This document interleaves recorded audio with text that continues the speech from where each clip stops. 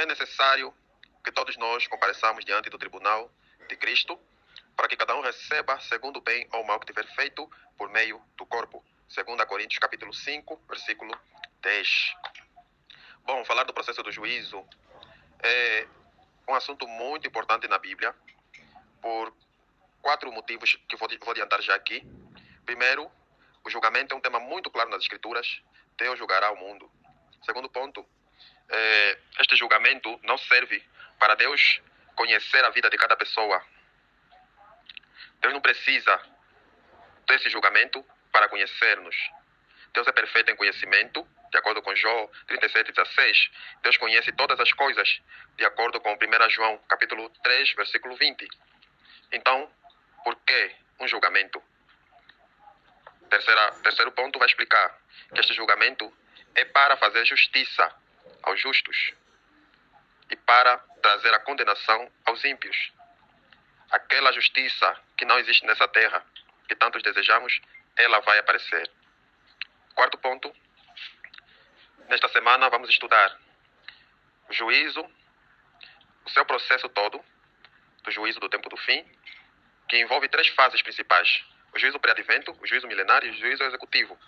E vamos ver que todo esse julgamento final vai terminar com a vindicação, ou seja, o direito, a justiça aos justos e a condenação, segundo a morte, dos ímpios.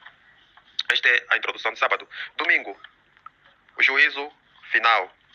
Quero destacar aqui 6 pontos.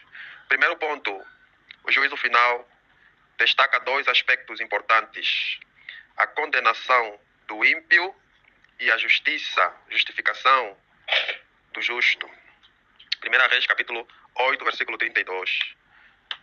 O segundo ponto que eu quero destacar é a confusão que existe com algumas versões da Bíblia, que em João 3,18 aparece que aquele que aceita Cristo não é julgado. Em João capítulo 5, verso 24 diz que não será julgado. E as pessoas entendem que esse não ser julgado, não será julgado, pode significar que jamais enfrentarão um julgamento. Mas não é isso. Essas expressões indicam que os crentes não são condenados no juízo. Portanto, os textos devem ser entendidos como não é condenado, de acordo com João 3,18, e não entrará em condenação, de acordo com João 5:24. Essa é a melhor linguagem, porque é necessário que todos compareçamos no juízo. Terceiro ponto que eu quero destacar: na parábola de Mateus 25:31-46, Jesus menciona ali todos no julgamento. Os ímpios representados por cabritos e os justos representados por ovelhas.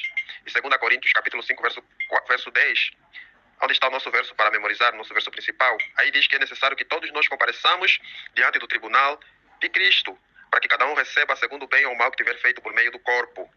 Quarto ponto que eu quero destacar aqui: quando nós pensamos, refletimos sobre o juízo, sobre o julgamento final, devemos ter em mente que, número 1, somos salvos pela graça. Isaías 55:1, Efésios 2:8-10. Número 2, somos justificados pela fé. Gênesis capítulo 15, versículo 6 e Romanos capítulo 5, versículo 1. Número 3, somos julgados e condenados pelas obras.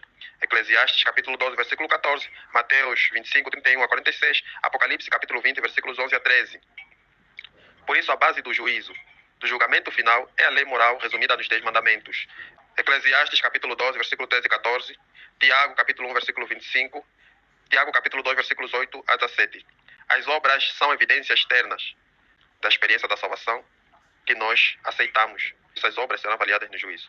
Quinto ponto que eu quero destacar: cada um é responsável por seu próprio destino. Não existe uma predestinação arbitrária da parte de Deus para a salvação e para a perdição de alguns. Sexto e último ponto que eu quero destacar na lição de domingo, onde fala do juízo final. O julgamento final não é o momento em que Deus decide nos aceitar ou rejeitar, mas o momento em que Ele indica qual é a nossa escolha final, se o aceitamos ou não, uma escolha manifestada pelas nossas obras ao longo do tempo.